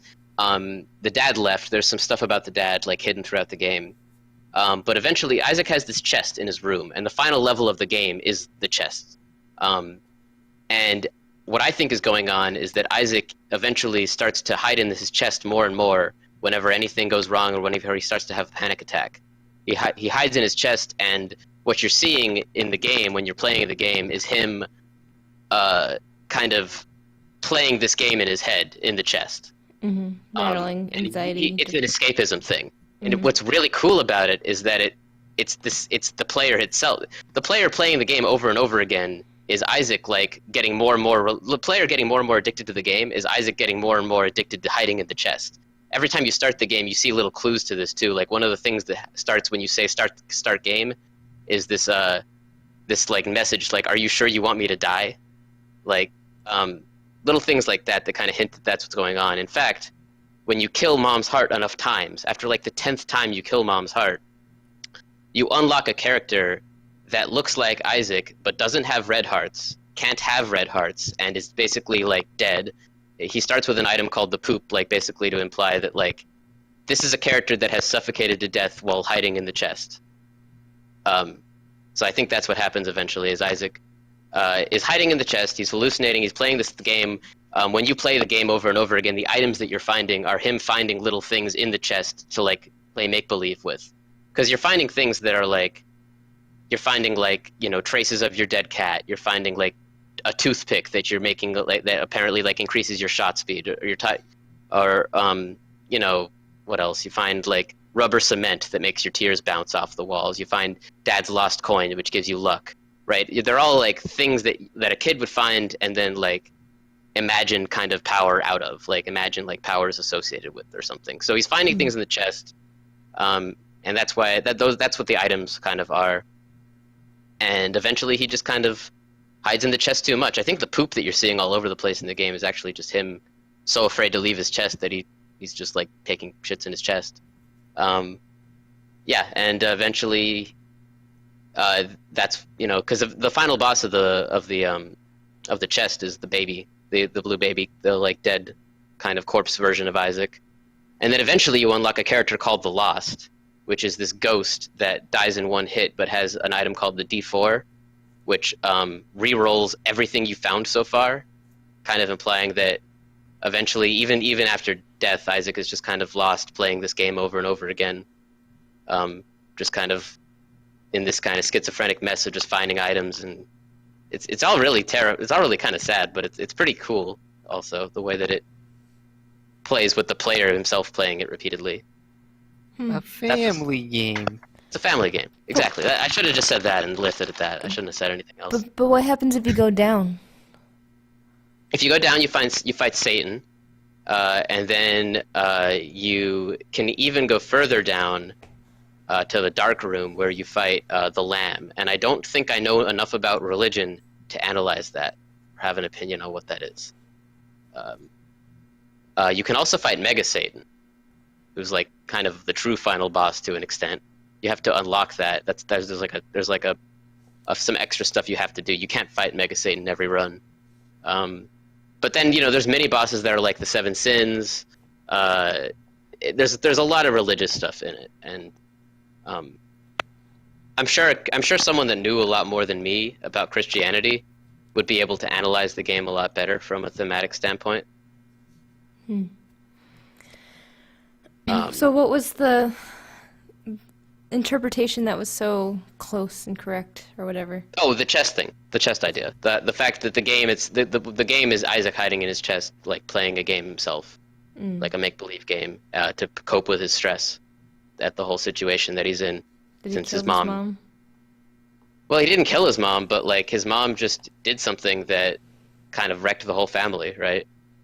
She went a little crazy for a second, and Tried to kill after Isaac? that, like imagine being a little kid and having your mom like think that you're corrupt and try to kill you with a knife, come at you, and then try to pretend everything's okay after that. Like you would start to think something's wrong with you. Maybe I am corrupt by sin, right? Maybe what's going on? What's wrong with me that my mom would think this about me? Yeah. And then if your dad leaves after that, and there is an ending in which Isaac can kind of hear. There is an ending that's very definitive where Isaac can like hear his parents fighting, and he's hiding in his chest, and he's like having like like breathing really heavily, and like just you can kind of tell what's going on pretty easily. Like it's not as it's not as open to interpretation as I said it was. You just kind of have to put the pieces together and like come to some conclusions. Yeah. But yeah, it's a cool game thematically. Like Nuclear Throne has some lore too, but it's nothing kind of on the same level as this. And that's something I've always liked about Ed's games, is that he's very good at connecting what the player's doing to what thematically the story's going for, in a very natural way. Like it almost seems inseparable, which is kind of unique for a little single indie game developer.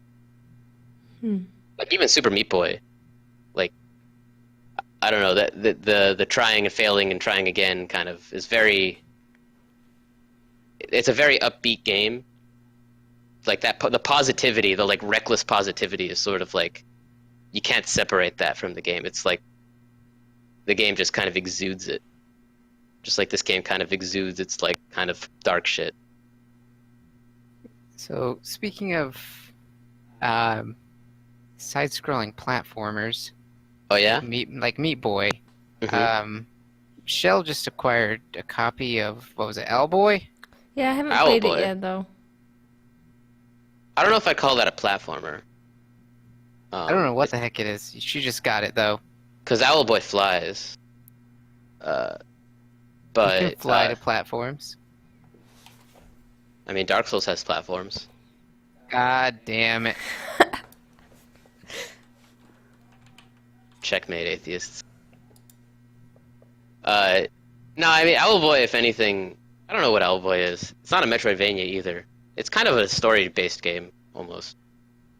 That game is actually pretty depressing. Indie 2D platformer. I mean,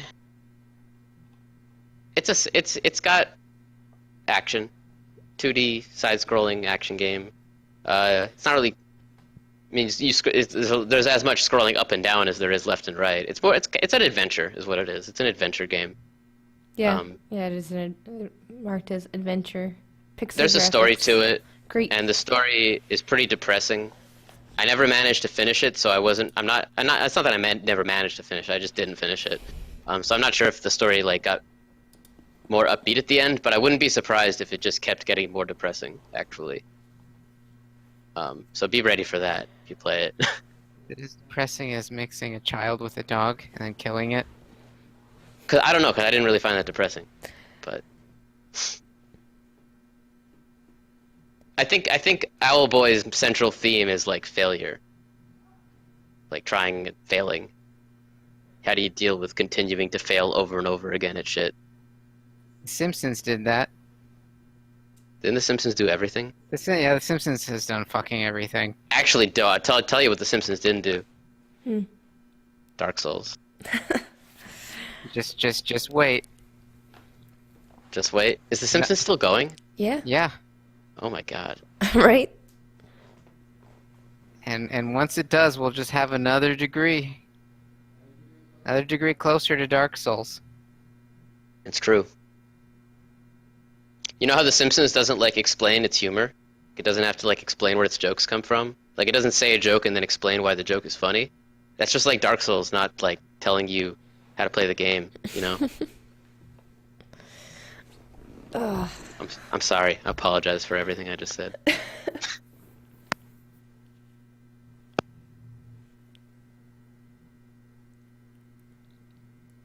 So, like,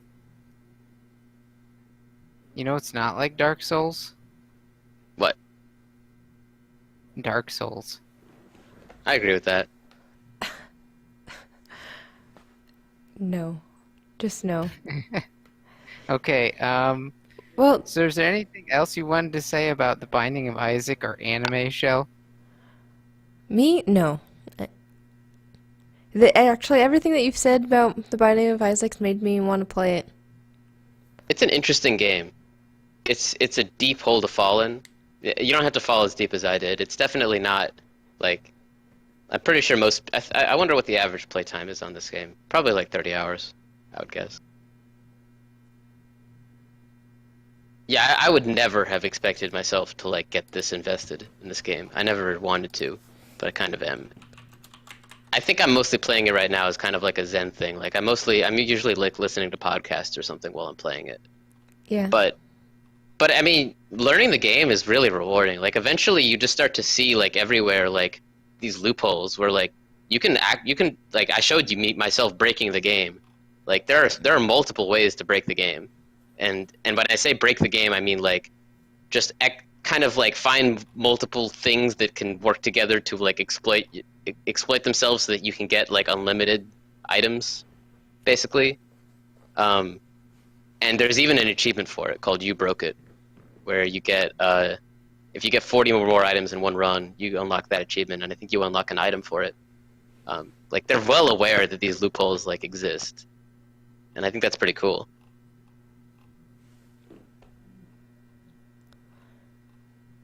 Like one of the more recent ones that involves that item void that I mentioned.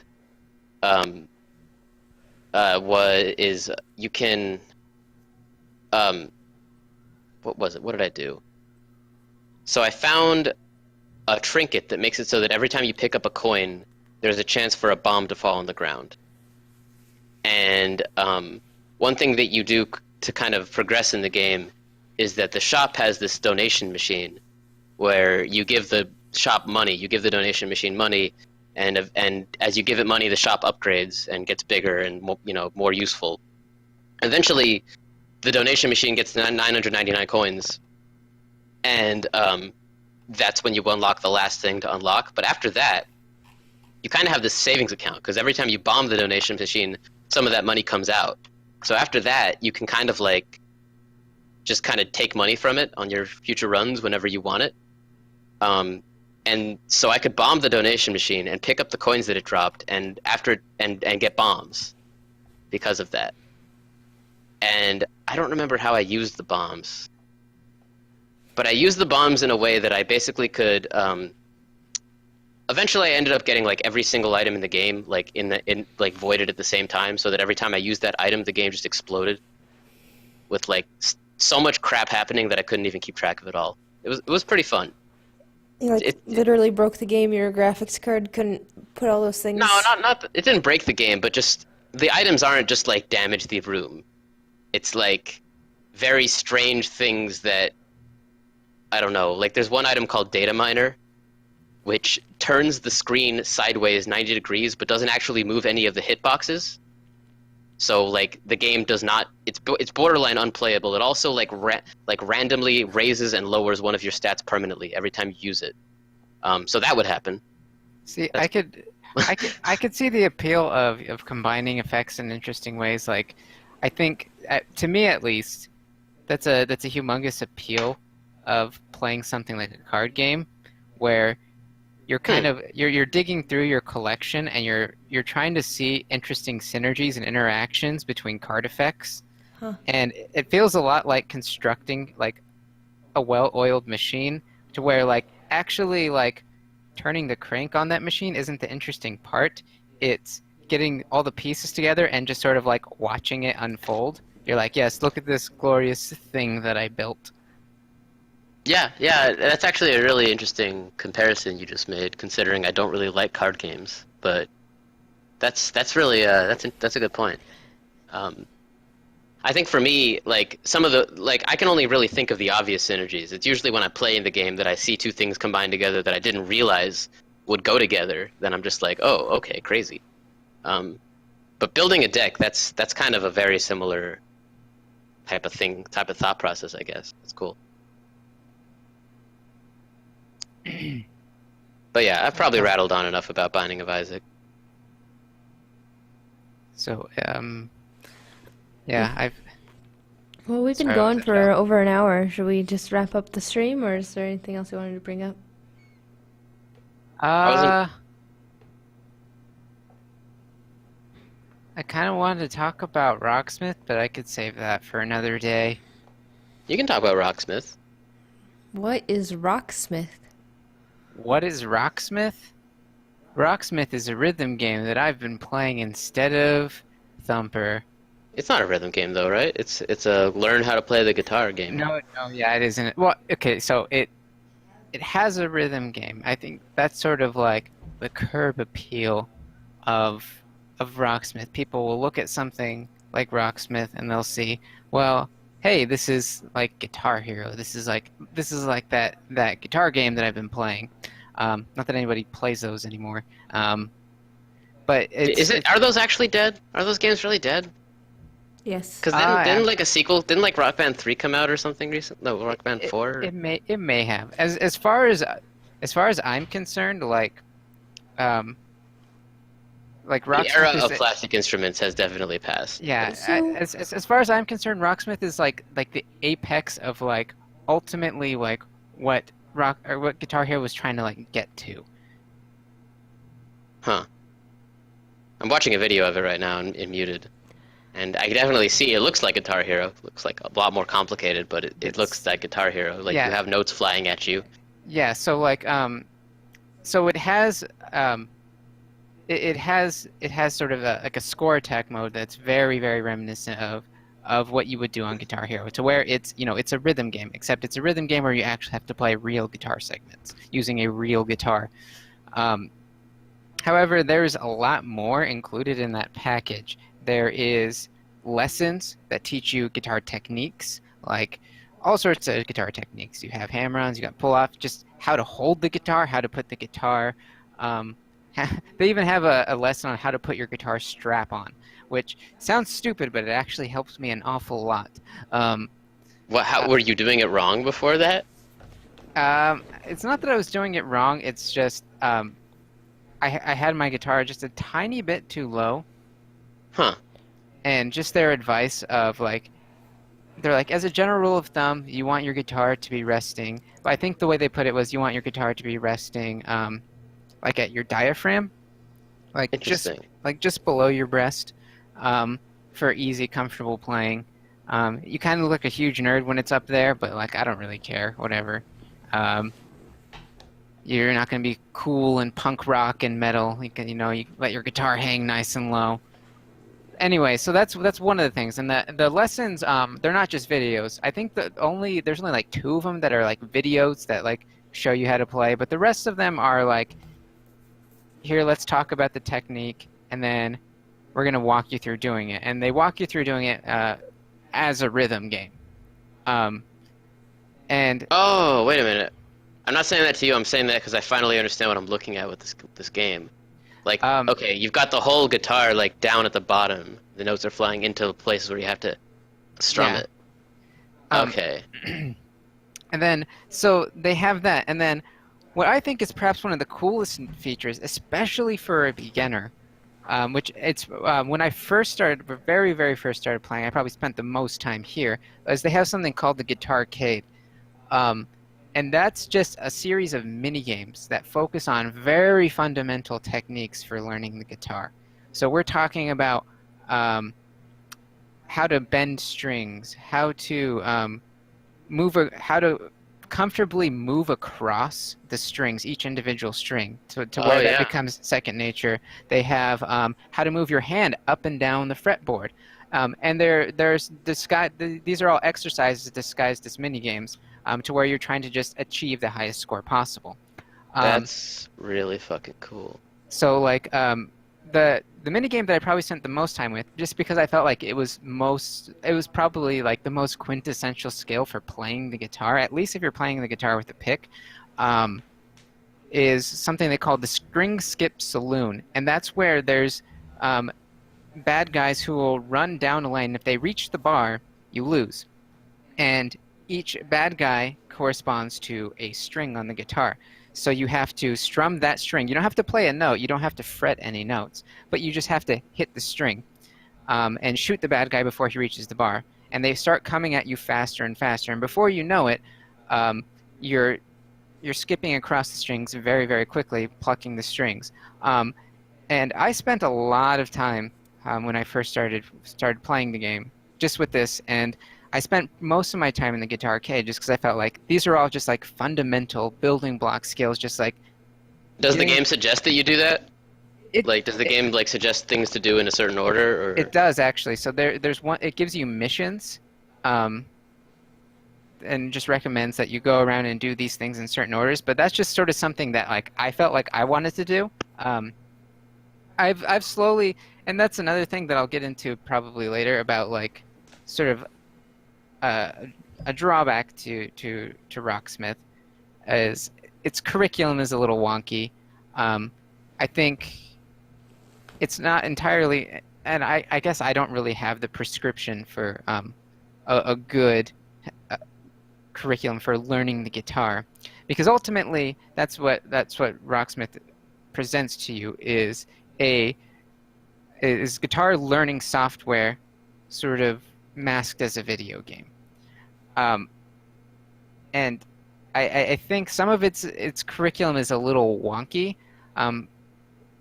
So that's one of the things is the Guitar Arcade. So the last thing, and I guess this is probably like the big feature that like probably attracts most people to the game is the Learn a Song mode, and that's where it has real songs. You learn all of the real parts to this song, and you can choose either the lead section or the rhythm section. I think that's what I'm watching right now. Guitar Hero mode is and what it is. Yeah, okay, Well, I'm watching Guitar Hero mode for sure. That's not. I wouldn't say that that's full-blown Guitar Hero mode. Guitar Hero mode is score attack mode. So that's where you can play those same songs, but you just compete for a high score. Learn a Song is interesting because it really is emphasized just learning the song. You can't lose at Learn a Song. You can just hit a higher or lower accuracy on all the notes you're doing. Oh, I intend to do things like slow it down and like repeat certain sections. So yeah, you can slow it down, you can repeat sections. There's a lot of like little sort of like quality of life features for learning that particular segment that are really nice. Like you can slow a segment down, you can have it so that it'll every time you get 90% of the notes right, it'll speed it up for you by whatever speed increment you like until like you can sort of like hit your threshold where you feel like for being able to comfortably play that passage at whatever speed you ultimately end up on. So those are nice little features. The default feature for the game, however, is what they call dynamic difficulty when you're doing Learn a Song, and what that is it. I know what that is from the sound of it. Go ahead. But yeah, you can, as the name implies, the difficulty ramps up depending on how well you're doing, and that's the default setting for the game. And it sounds great at first. No, it doesn't. It sounds like garbage. Because what it gives you is it gives you like a really like video gamey feel good approach to learning guitar. It sends you a minimal amount of notes. Like they will all be real notes that you would pluck or play within this song. But it might only be a tenth of the notes that actually exist in the song. So you're kind of playing kind of like when you play like Guitar Hero on easy. You have just fewer notes that you're playing. Mm-hmm. And yeah, as you do better and better at the song, it'll start making the passage more complex until you're playing, the real version of the song. The only issue that I have with that is when you're playing real guitar, um, it's not as if you're hitting buttons. You really have to fundamentally change your hand positioning when you're going between playing a single note and when you're playing a chord. And the way you move your pick across the strings as well will fundamentally change depending on what types of notes you're playing. Whether it's a chord, you might be doing a sweep picking segment, which is a different guitar technique. And dynamically ramping up to that doesn't really help you learn that song. At least I don't think it does, because you're learning to play a song one way, and then once it ramps up the difficulty, you kind of learn to play a completely different way. So what I started doing is I actually turned the dynamic difficulty off, and what I do is I turn the dynamic difficulty off. I crank the mastery, what they call it. If you have the mastery at 100%, then it gives you all of the notes. I crank the mastery up to 100%, and I just go to a segment one at a time. I slow it down as slow as I feel these segments look comfortably really fucking complicated. I slow it down as much as I can, and then I turn on a setting what's called accelerate, and that's just every time I get 90% or more right, it'll have it speed up by 1%. So I play this segment right, going at 10% speed, it speeds up to 11%. And I think Guitar Hero had a mode like that too, didn't it? Yeah, Guitar Hero had something similar, and I want to say that there were some people from Harmonix that worked on this game. I definitely wouldn't put it past them. This definitely looks like it could have been made by them. So if anybody's listening out there, that's my personal recommendation for like the best way to like really learn a song, instead of like trying to just like instead of like having the game tell you that you're actually improving at the song. Like that's the way where I felt like I was actually learning and improving at the song. But that took me about like 2 or 3 months to figure out that I could do all this stuff. So yeah, that's where I'm at now. So that's learn a song. So there's one more like I would say the next biggest mode, and it's probably my favorite, is called the session mode. And that's where you have you can pick a backing band of various instruments: bass, drums, keyboards, electric keyboards, synthesizers, electric drums, you name it, it's probably there. So they have a lot of different stuff, and then you can change the tempo, you can change the key that it's played in, you can change whether they do key changes or not. And what's cool about this is they actually play off of you. Like the game like dynamically tries to play off of you. It's like jamming with like a real band. And that's become a big part of my practicing sessions when I go in and I practice guitar. Is I'll go through and I'll go through like a scale or a mode. Practice my hand positioning on a scale or a mode in a particular key, and then I can set the session mode in that key, and then I'll just practice like improvising in that key.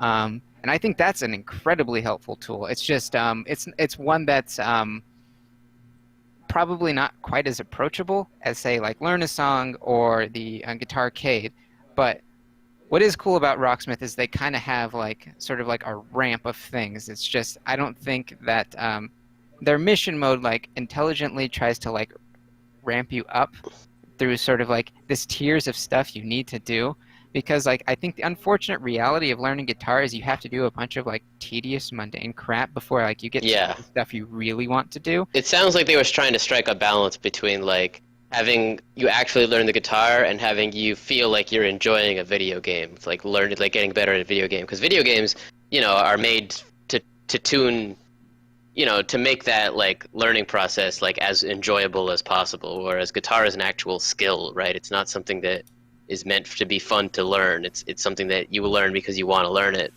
And so I see where you're coming from. I wonder if there is a perfect curriculum, Yeah, you're right. There probably isn't a perfect curriculum, but I'll tell you what, one thing it did help me do, and I think this is probably the biggest struggle for anybody who's I don't know if I agree with the distinction, quote, real skill, but it's Yeah, you no, know, I don't know if I do either, but yeah. but you know, it is it can be tedious, that's for sure. There's some just plain unfun stuff about, you know, learning Yeah, certain that's all things I'm about trying to guitar. say is that like video games are the developers are trying to make the learning as fun as possible all the time. Right. Right, they're trying to eliminate all of that tedium, and they can design the skill that you're learning through the game to be not tedious to learn.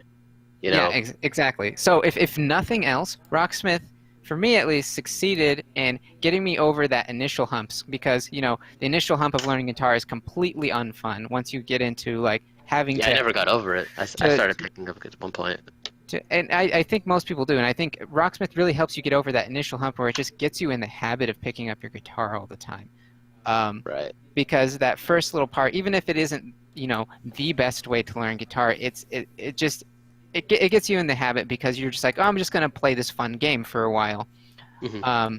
and before you know it, just you're like, I'm gonna pick up guitar again, and and before you know it, you're at like a 60-day mark of like, I've been playing guitar for 60 days, like every day. It's just part of my habit. It's part of my routine, and I'm like, I feel like I'm not improving anymore. And then at that point, you feel so invested that you're like, I'm gonna just buckle down and just do some really just repetitive, like I'm gonna shoot over a scale 50 times until I get it right to a metronome. And if you've never done that before, it is really boring and it is really tedious. But at that point, like you can sort of like you can really like see the light at the end of the tunnel, and like yeah, the There is game no helps you light. get there for sure. What was that? There is no light. Learning an instrument is. Well, yeah, there's no light, of course. There's But here's the question then, Shell. Hmm. Can Eric guitar? Yes. He's been doing it for like you've been playing this game for like a year and a half now, right? a little over a year. I started playing the middle of last January. So that was a definitive yes, though. Yeah, he can guitar. That's pretty cool. That's pretty cool that you can get that from a video game. That makes me want to try it. I mean, I would recommend it to just about anybody who's interested in guitar and like has tried before, but they can never quite like get into it. You know what I mean?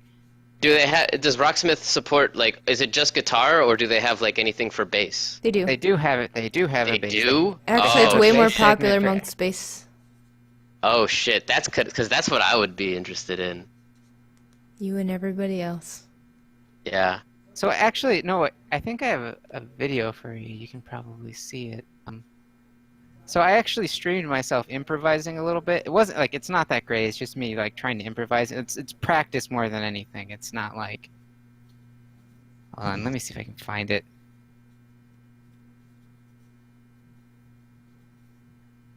But, do you want to play that live, or?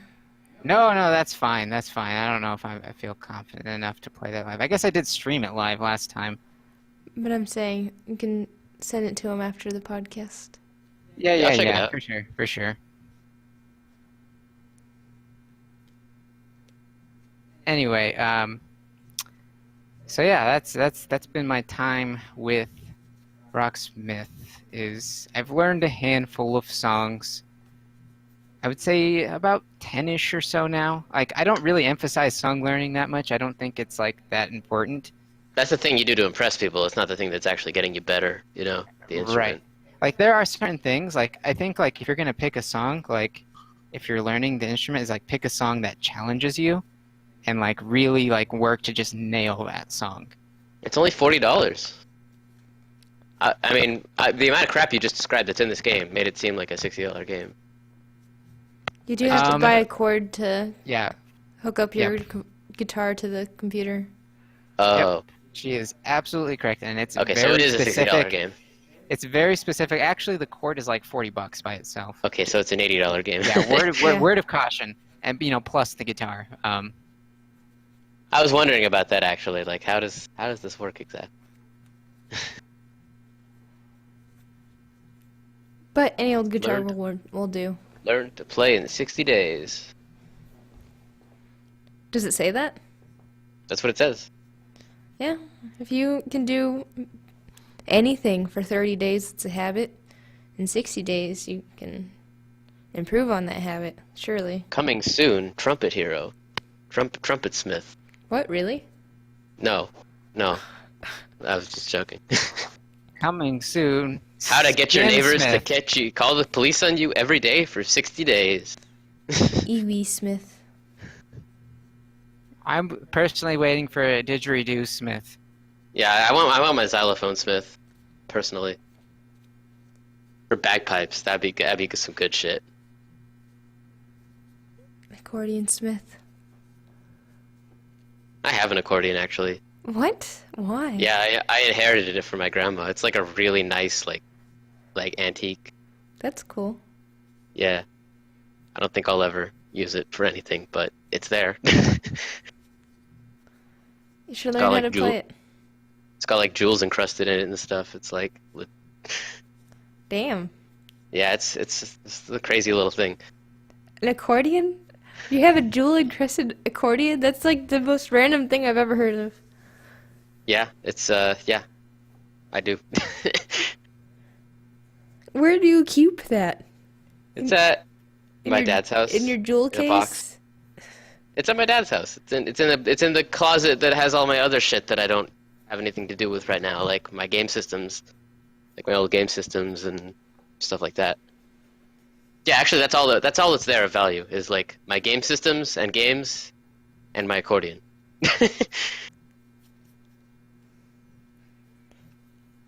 It seems like a shame to let it just sit Sit there there? and collect What else? dust.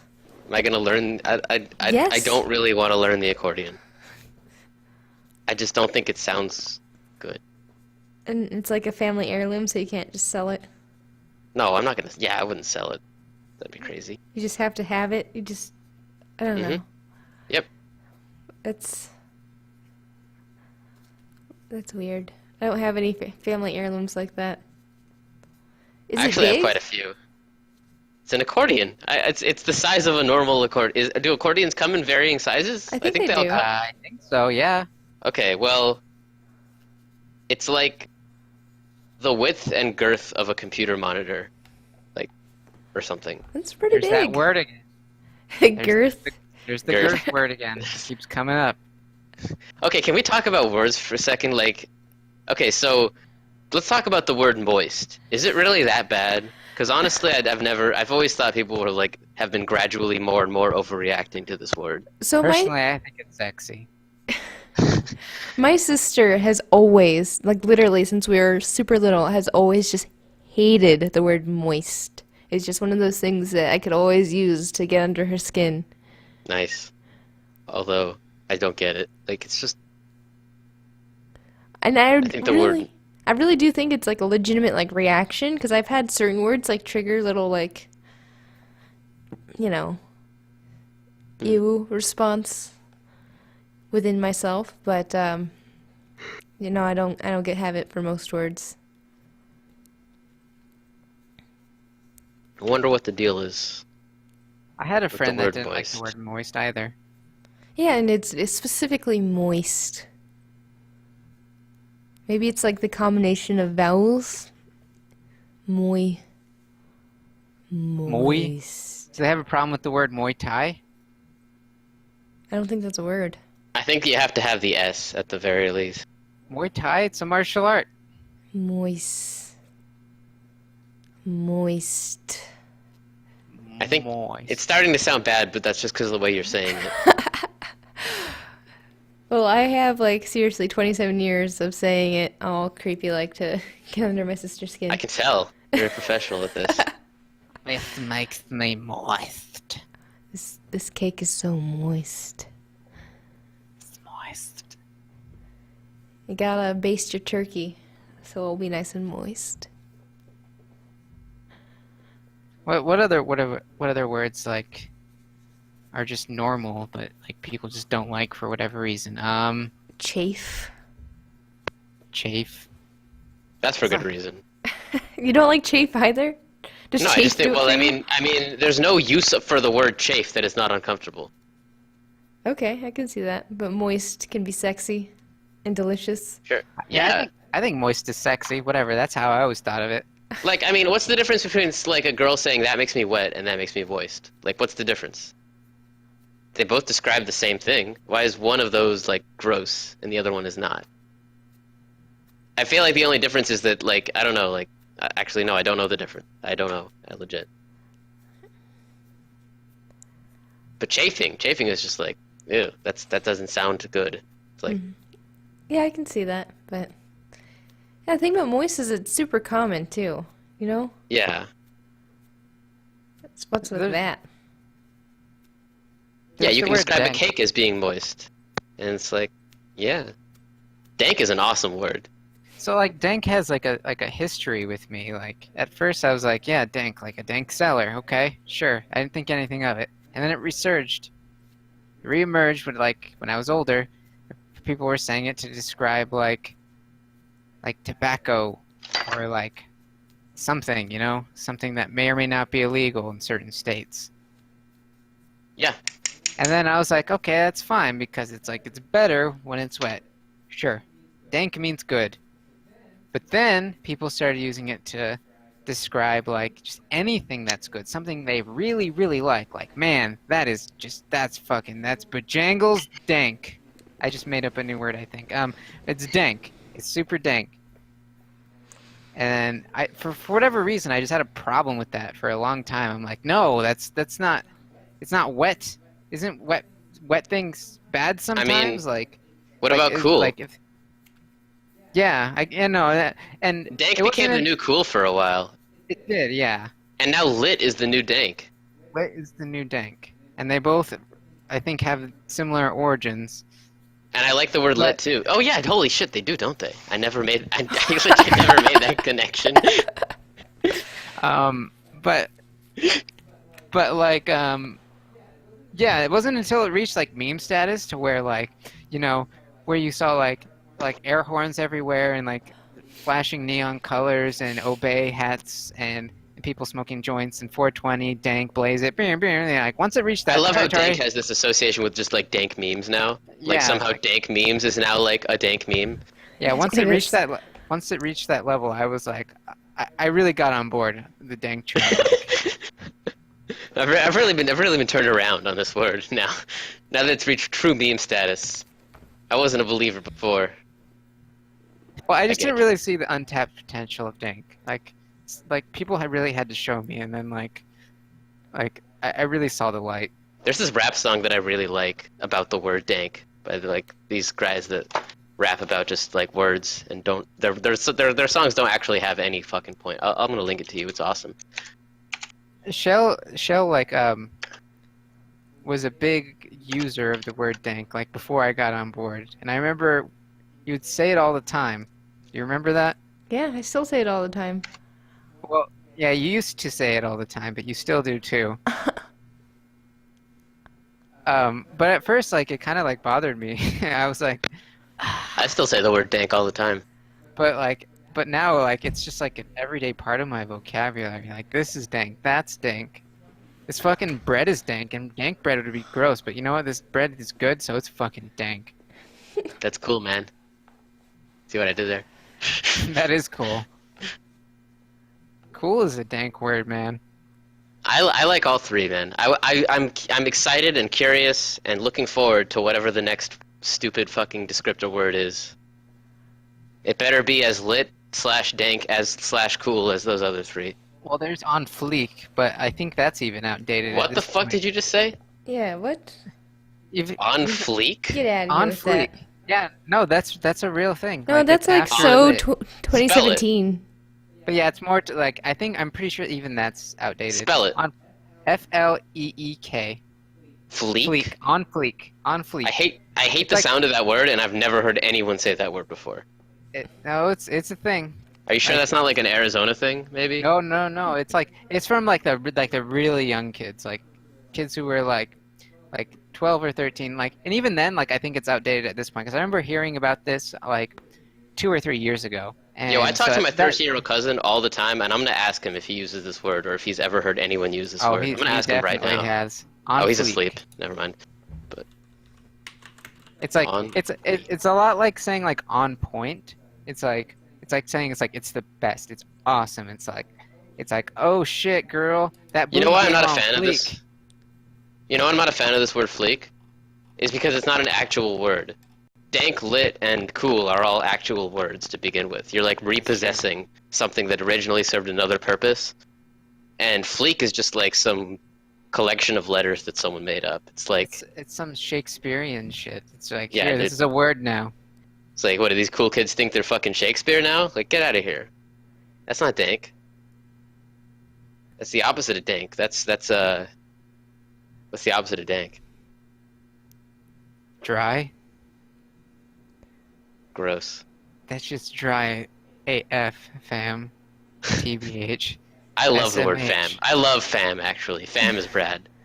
That's like you can thank the Brits for that. That's British slang that Americans just adopted because Is of it? the internet. Yeah, fam. Yeah, it was British slang for a long fucking time. Hmm. I learned that from watching like British cop movies and like British crime movies like From what year? from like a long time ago. Like I don't know, like from when I was a teenager. Hmm. It's just it's been British slang for a while. What I love about like referring to your friends as like fam is that it's actually like that's really positive. Like that's a really I don't know, that's It's a endearing. it's a very wholesome thing. Like that's a cool that's great. That's Yeah, it is like it is a wholesome way of saying like homie. But Yeah. like, what about bro? Yeah, I Bro's guess pretty bro's- good. Yeah, bro's like good bro. too. Yeah, like bro is like the British fam. Well, now it's like the every. The problem with bro is that you can't say it to girls easily. Like I mean I do, but I always feel weird about it, you know. Fam is like not there's no gender bias there. It's true. It doesn't Nah. assume your fucking gender. Yeah, dude. And I think we're getting close to 2 hours here, so Oh I shit, think we are. should perhaps Oh wrap it crap. up. Yeah, I need to get to bed. All right. Well, it's been fun. Till next week, fam. Hope it's been lit And dank. and dank It's been lit and dank AF. and moist. Keep it moist. I'm moist. Keep Keep it it moist moist. so you don't chafe. All right. This is getting retarded. Let's sign off. Alright. Peace, Bye, Eric, guys. say goodbye to the camera. What? There's no camera. I know. I guess I'm saying okay. Like we should just like. Nah, never mind. I was gonna say like maybe we should all say like one closing sentence or something, but that doesn't. Nah. Nah. It's just all. That'd be awkward signing off. We're already awkward. Like we've already reached. Like, That 2 was tiers the of awkward. joke. I should just Oh. scream loudly as like my sign off thing. Anyhow, follow, like, subscribe, do all the things. Tags Yep. are below the picture. Peace, fam. Peace, fam.